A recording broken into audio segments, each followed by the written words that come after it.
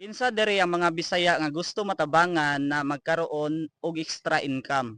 Kabalo ka na ami gibuhat karon na isa ka sistema ang gitawag copy and paste system. Ug pwede ni siya buhaton at least 18 years old and above.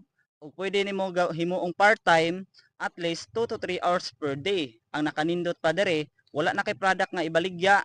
Dili na nimo kinahanglan nga napay requirements or mag-undergo ka pa sa mga interview para makasugod ka diri.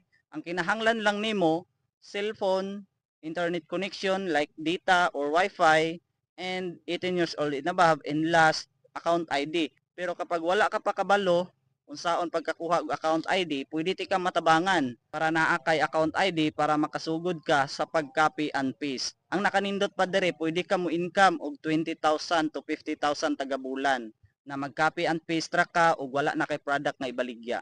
Ug kabalo ba ka daghan ang natabangan diri nga mga Bisaya nga ning income gamit ang ilahang Facebook ug ang ilahang TikTok. Kaya kung ikaw gusto pud ka nga matabangan, mag-comment ka lang sa ubos para matabangan ti ka kung saon. Kaya see you.